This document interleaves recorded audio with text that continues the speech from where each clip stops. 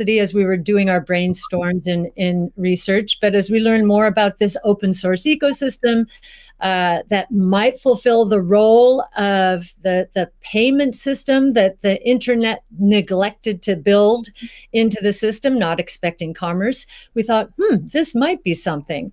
And then I became even more interested when I realized that my economics would come into play as well here. And Art Laffer, my mentor from USC, and a monetary scholar, in 2014, I asked him if he would collaborate on a paper on Bitcoin, and he was a bit of a naysayer at first, but agreed to read the paper. He read the paper, tore it up, and from an economics point of view, really wanted to understand this. And he said, I think you got something here. This is a rules-based monetary system. I've been waiting for this for my entire career. So the combination of disruptive innovation generally, economics on top of that, and the huge misunderstanding out there as to what this is, that was intriguing and launched our research effort. Thank you. Elon, what's influenced your views on Bitcoin? Well, I've thought about money for quite a while, obviously, since the PayPal days. And then the companies that preceded that, X.com, which I created, and Confinity, which Peter Thiel, Max Levchin, Luke Howry, and others created. When we combined the companies and made PayPal. So I've been thinking about money for a long time. And really, it's best to think of money as an information system, primarily an information system for labor allocation. For practical purposes, it exists in a series of heterogeneous databases, like very different databases in bank mainframes around the world. It moves quite slowly in reality. It may seem to move fast sometimes, and it does with PayPal, which is real time. But the vast majority of the systems out there are batch processing. So the actual reconciliation may take 1 to 5 business days, sometimes longer. And you have the ACH system, which is ancient and still in operation, which allows transfers effectively like a check would be an ACH transfer, but it's not secure. And you've got the credit card systems, which are also not secure. It would be like handing your username and password to a stranger in a restaurant if you buy a meal. So there's definitely an opportunity for something that is better from an information theory standpoint. So and there you can think of it like data on a network. I think is the way to view it. What has the most throughput? What has the least error? What drops the fewest packets? Fraud, for example, being a source of error, and government interference in currencies being a source of error. But it's fundamentally an information system. So I think it makes sense to support something that improves the quality of information with which we conduct the economy. And Bitcoin is a candidate for that. It does, I think, some things well, and it's obviously it's evolving, and there are additional things like Lightning being done on top of Bitcoin. But Bitcoin per se is mostly solving for scarcity, or rather solving for essentially having no throat to choke, decentralized. So there's no one who can be coerced in any way to empty their Bitcoin account. Well, I guess they could technically, but on an individual basis, but the system as a whole cannot. And it has an open ledger, which is also quite good. But transaction volume is low. Transaction cost is high, and usability for the average person is not yet very good. But it has a lot of potential. And I should say that, like, I'm not, and I apologize for taking a long time, but there certainly is a lot to say. In general, I'm a supporter of Bitcoin and the idea of cryptocurrency in general. But as I've said publicly, we do need to watch out for crypto taking, especially Bitcoin, using proof of work to maybe use energy that's maybe a bit too much and not necessarily good for the environment. So, but on balance, I support Bitcoin, and I'm not an investor. The only publicly traded stock I own is Tesla, and the only significant thing I own outside of Tesla is my SpaceX stock that helped create both companies. So, but apart from that, I do own Bitcoin, and Tesla owns Bitcoin, SpaceX owns Bitcoin, and I do personally own a bit of Ethereum and Dogecoin, of course. So. Okay, great, thank you. And we'll get into some of those issues in more depth as well. Jack, how about you? What shaped your views of Bitcoin? The network and the community. It's deeply principled. It's weird as hell. It's always evolving, and it just reminded me of the internet when I was a kid. And I encountered alt cypherpunks when I was fairly young, and this was a topic of discussion for years. I didn't touch it until 2008 when we started Square. Elon and teams at X and PayPal inspired a lot of what we were trying to do, trying to bring in more to a physical world. But we encountered this crazy predatory system that was slow, that was obtuse. And I think, one of the things that we tried to do, which X and PayPal also tried to do, is build an abstraction layer around this complication and around this predatory nature that the financial industry can tend to be, and make it work for people. But when I saw Bitcoin in 2009, you see a chance to replace the whole foundation.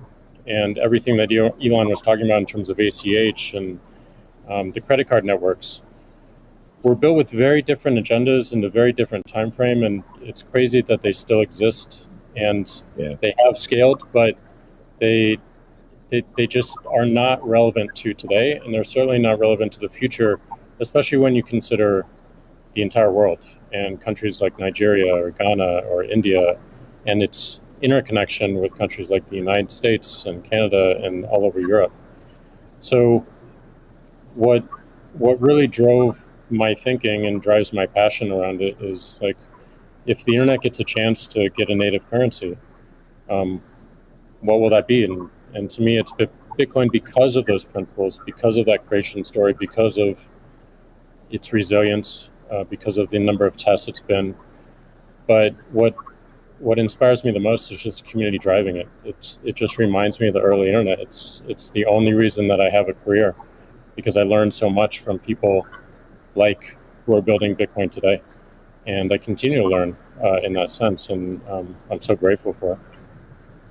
So that's a good segue into the next question I'd like to ask you, Jack. Is you said before that Bitcoin changes everything. Can you speak more to that? Well, I just think that a lot of what we experience in life, when you really get down to the foundation, a lot of our monetary policies, a lot of our monetary systems cause so much distraction and so much cost. And when you get to a system where you have the potential for people to truly own it, they can verify it themselves. You don't have to have trust going in. You don't have to trust it at all. You can verify it through source code or whatever your appetite is, and that any particular person can help drive the future of it. And at the same time, it's not controlled by any state. It's not controlled by any bank. It's not controlled by any corporation. And these three parties of people who participate in the network, people who mine, and also the developers, constantly debating the correct roadmap and the way forward, is a beautiful thing. And I don't know of many other consensus-based models that have existed at that scale for this long with this amount of success. And we're still fairly early. So when, I met a woman in Ethiopia 2 years ago, and she was trying to create the lift for Ethiopia. Elon, I think I reached out to you at that time as well, because she really wanted some Teslas. She still has to take paper fiat cash from her passengers and pay all of her drivers in the same way because there's no monetary system that she can utilize. There's nothing digital. And Africa as a continent is hugely interconnected from a monetary standpoint, but also hugely taxed in that same way. So a lot of the potential that I see, the internet having a native currency helps her build her business in a much faster way. And also, if you consider something like Bitcoin existing before YouTube, before Twitter, before Facebook, a lot of the business models that we have today would not be the same. We would certainly not have the dependency we have upon the advertising business model if Bitcoin existed pre-Twitter. And I think the amount of business models that it enables, the amount of innovation it enables going forward, especially when you can consider the whole internet instead of going country by country by country by country, which you have to whenever you're doing with finance, it really just opens the aperture. And that is what I want to see in my lifetime is a currency that is standard and sound for the internet that everyone can use. Great. A hallmark of Bitcoin is its fixed supply of 21 million coins. Elon referenced that earlier. It may be the first system that humans have created that humans cannot later change. Kathy, I'm curious, with your background in monetary history and macroeconomics, what are your thoughts on that type of system? Oh, well, I'll recount the story about Art Laffer and our going through the paper. And he said, as I said, first rules-based monetary system, global, ever. This is a very big idea. Once we had convinced him of the ecosystem itself. Now, this is the role that it's playing, given that the rule is a quantity rule, that 21 million units, is really a store of value role. So there are three roles of money. Store of value, very important. The means of exchange, so for transactions, and the unit of account. Every good priced in terms of whatever the unit is. So store of value is its primary use right now. The others exist. Unit of account, reserve currency of the crypto asset ecosystem. That's being seeded a little bit towards stable coins right now. But the store of value is a very big role. And means of exchange with apps built on top of the Bitcoin blockchain, we think is going to become more of a reality. Right now, high value transactions take place over Bitcoin, and that is a very useful role. So we look at those, and I remember saying to Art, "How big could this be?" And he said, "Well, how big is the U.S. monetary base?" Well, today it's $8 trillion. $8 trillion. At the time we were talking, it was $4 trillion. So we've gone through another crisis since then. And so the store of value, this idea that purchasing power will go up over time if demand rises relative to supply. Supply ultimately fixed at 21 million units. That's a very good thing. Purchasing power going up globally around the world. And this idea that it's a hedge against confiscation of wealth. And that can take place in a myriad of ways. But inflation, and especially hyperinflation in emerging markets, is the primary way. Talk about destroying purchasing power. So that's a very big idea. And I'll also mention deflation. In some ways, it's a hedge against deflation. I know some people are confused that we at ARC think that we're in a deflationary environment here in the United States. If that is true, the odds of a hyperinflation in the rest of the world, especially in emerging markets, is also true. So, but this deflation, and we learned from 08, 09, there's counterparty risk associated with deflation. And I think Bitcoin would be a hedge against that eventuality as well. So it's a very big idea. Right.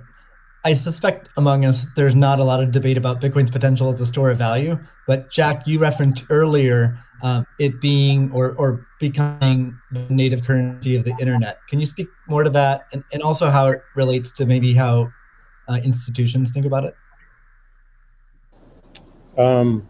Yeah, I mean, like just simple example. If I happen to be in Ghana and my family is in Nigeria, currently I can take anywhere from and I need to send money back, anywhere from 10 to 30% off the top just to send that money back. Whereas if you just focus on the worldwide remittance problem, Bitcoin solves so many of those problems today instantly without having to go through any intermediaries or any slowness or complicated systems that a corporation or a state created. So I think having sound money that is separate from the state is the idea. Having it completely verifiable by everyone, including the state, including corporations, including individuals, including developers who want to build on top of it, is quite powerful, and that's what keeps it secure and strong. And I think that's we need more of that, which is why one of the reasons why this conversation is so important is as entities come into the space, it's not just buying an asset and holding on to an asset and treating it as an investment. There's something special that created this, and something precious and something very unique, which has to be protected, and we need to do whatever we can to help that thrive as well. Elon, I'm curious your opinion on this. You mentioned earlier about Bitcoin's throughput, or the importance of throughput, maybe some concerns around Bitcoin. Can you speak? Do you think Bitcoin can become peer-to-peer cash?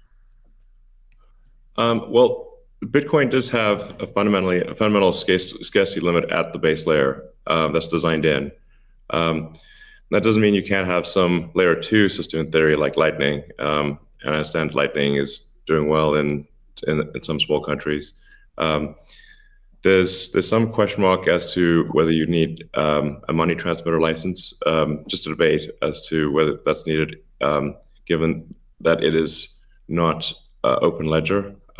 So that's a whole separate debate, of course. But Bitcoin by itself simply cannot scale to be the monetary system for the world at base layer.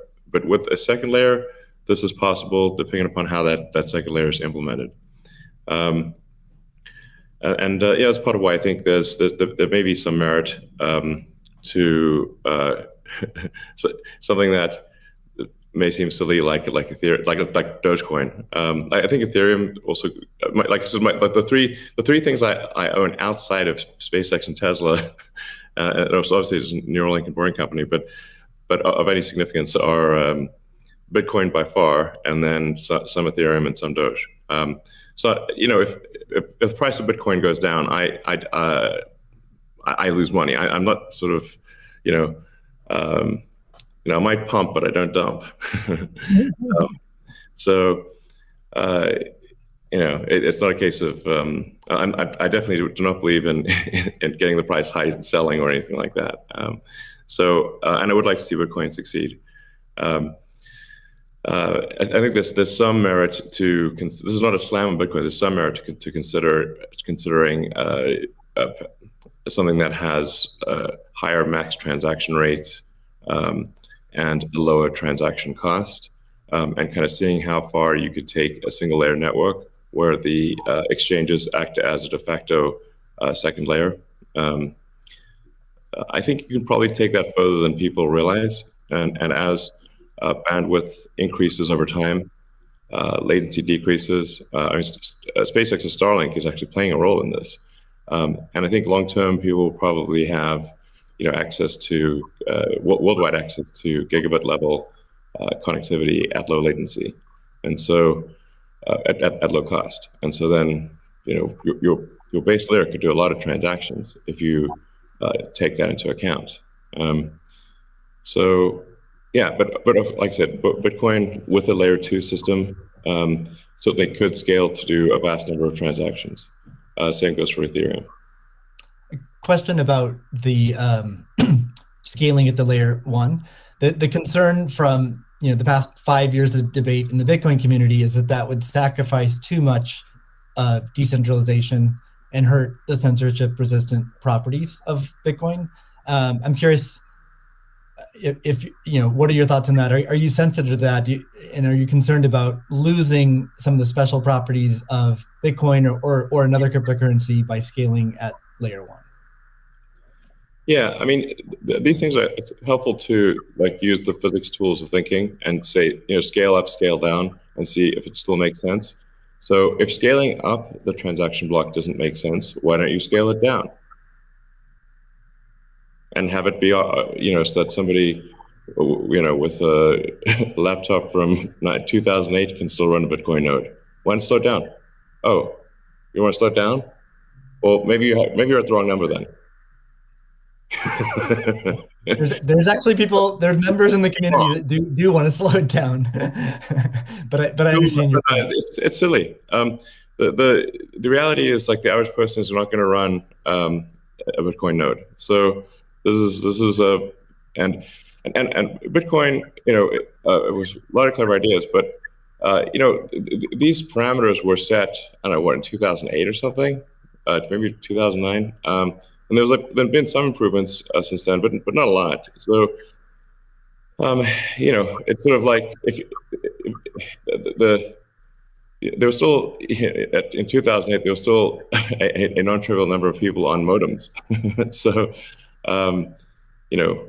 now it is quite common to get 100 megabit connection just for a house. Some houses have gigabit connections.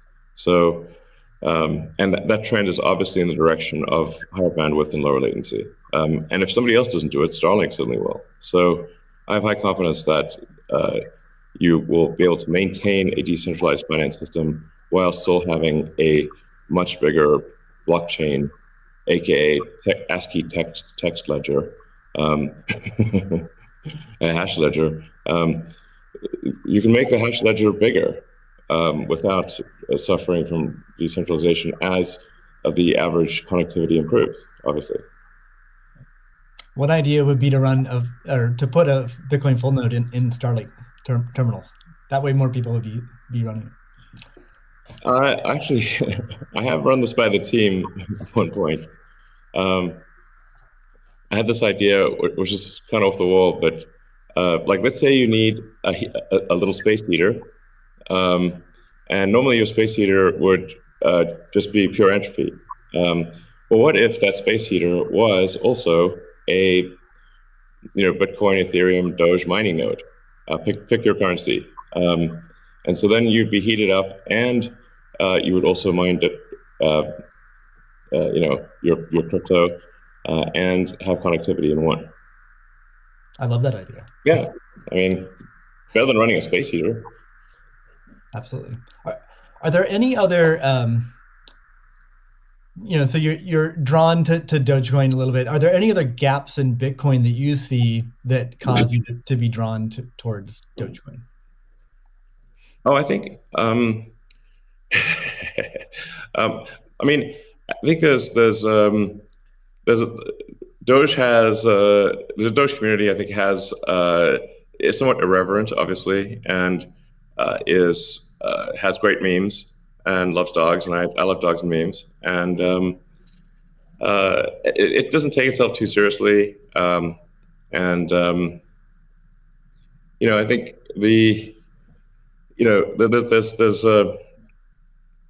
there's Occam's razor, which is the simplest answer is the most likely.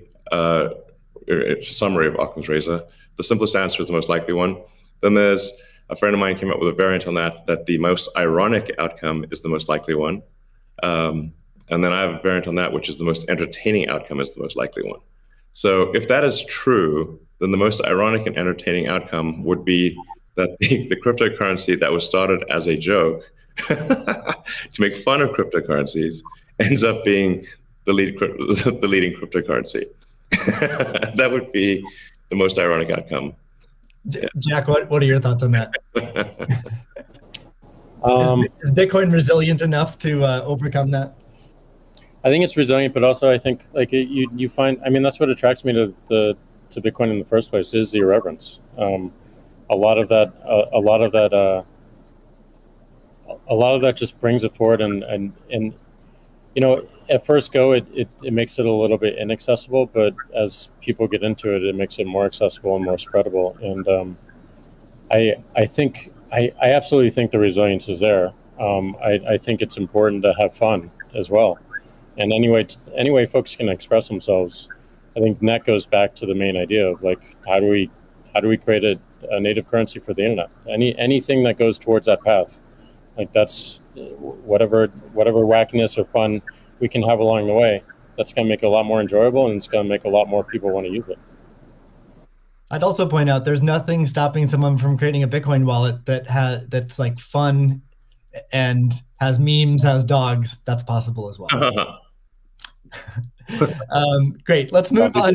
Right now at this point. Let's move on to the next topic, which is Bitcoin and energy. It's a really hot topic that lots of people are talking about. Let's start with Elon. You've been vocal on this. You've said that. I mean, you said many things about it. You've also said that Tesla will resume payments in Bitcoin payments if the renewable energy is approximately 50% and sort of looks like it's on a positive future trend. What do you think the state of things are with respect to that? Yeah, so I do think that there appears to be a positive trend in the energy usage of Bitcoin.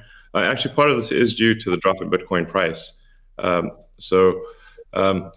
what I observed, or what I thought I was seeing, there may be some disagreements on this, but from when Tesla announced that it had acquired Bitcoin and was doing Bitcoin transactions, there was a massive run-up in the Bitcoin price, and also a massive increase in the amount of energy used to mine Bitcoin. And I think I understand renewable energy quite a bit. I mean, Tesla does solar and interacts with a lot of wind generation through our mega pack, because basically need to store energy from wind and from solar. So we're pretty plugged into the renewable energy industry. And there's just no way that you could basically double or triple the amount of energy in such a short period of time with renewables. You could shovel coal that fast.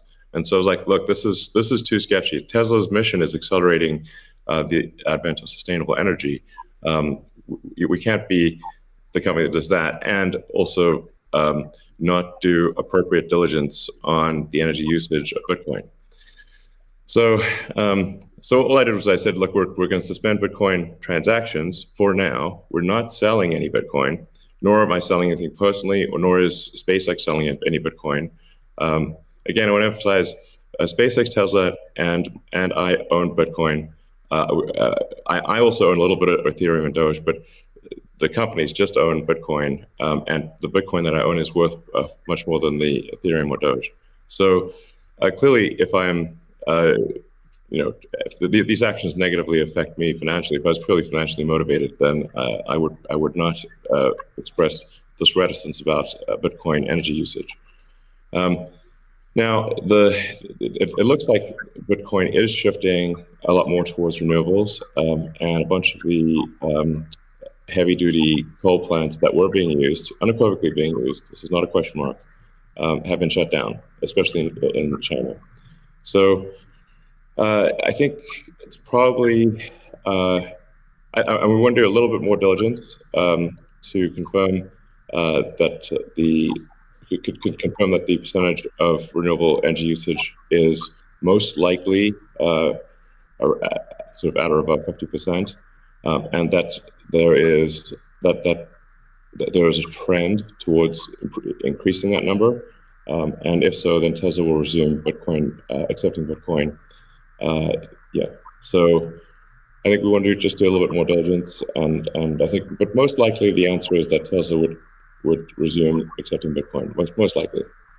That's great to hear. I would agree with that. Kathy? Yeah, may I ask a question? Elon, I'm not quite sure if you saw the paper that Square and ARK did together on making Bitcoin mining a part of a utility, a broad-based utility ecosystem, whereby the overage from sunshine or wind powers the Bitcoin mining machine, thereby enabling the proliferation of renewables to a much faster extent, or at a faster rate than otherwise would be the case. What do you think of that? Well, the problem is that in order to operate so-called mining or hashing rigs, in order to operate a bunch of hashing rigs, effectively, you have to run them 24/7, which means you need base load. You can do that with solar and wind plus battery, but if you only did it based on solar wind overage, your hashing rig utilization would be much less. So you'd be at a disadvantage. Sure, hydro or geothermal are great as renewable means. I'm also pro nuclear. I think modern nuclear power plants are safe, contrary to what people may think. I really think it's possible to make very, very extremely safe nuclear. I'm talking about fission. You don't need fusion. And then, of course, fusion. You just got that big fusion reactor in the sky called the sun. It comes up every day. But I think a combination of solar and wind plus stationary storage will get you that base load, so you can run hashing 24/7. Okay, Jack, I'm curious. You've stated that Bitcoin incentivizes renewable energy. That's what we're talking about now. Do you have any additional thoughts on that? Yeah, I mean, everything that Elon said and Kathy mentioned, but it's also incentivizing a lot of innovation in just energy space, and just like looking at unused energy. There's a company called Great American Mining that caps the methane flares on oil fields to power their rigs. And you just imagine, and you mentioned nuclear, Elon, as well, and just imagine all the unused energy that is just being wasted every single day. And being able to get that energy and converting it into a secure, sound money system for the planet feels like a worthy trade-off. And that's the sort of incentive that I think is most powerful, is like, how do we reuse what is being currently just dumped on the ground and wasted and not considered, and how do we do that at scale? And I think that's a bigger conversation that I think is missing. But I agree with everything that Elon has said, and also the paper we put forth. I'm curious if any of you have thoughts on how what the industry can do to accelerate the transition to renewable energy. And like Elon specifically, could Tesla Energy or Starlink play a role? Well, I think Tesla can play a role. Tesla's literal reason for existence. The reason I've put so much of my life energy into Tesla, which is a lot. In fact, I would say that I've had some pretty tough life experiences, and Tesla is responsible for probably 2/3 of all personal and professional pain combined. Just to give you a sense of perspective there. So this is a hella hard situation. But we do solar, commercial solar, solar retrofit, as well as the solar roof, and we make consumer battery packs called Powerwall for houses and small businesses, and then the utility scale, which are gigantic. These we've done now a number of gigawatt-hour installations. That's a lot. That's a lot. And a lot of them actually have been for load leveling the grid. Mostly they are, and combined with the first really big one we did, which is 100 megawatt installation in Australia. That's actually helped stabilize a huge portion of the South Australian grid, because it's able to react so fast. In fact, at first, because they've got a billing system in Australia that I think works at the sort of millisecond level, and we were operating at the microsecond level. So the system was operating so fast that the measuring system couldn't see it. But So Tesla's certainly doing a lot to enable renewables, especially wind and solar. And in fact, the limiting factor for us right now is cell production. So we need to both internally get the Tesla internal battery cells produced, as well as increase supply from suppliers. And generally, when I talk to our suppliers, and they say, how many cells would you like us? Like, how many cells can you make? Because sometimes they're like,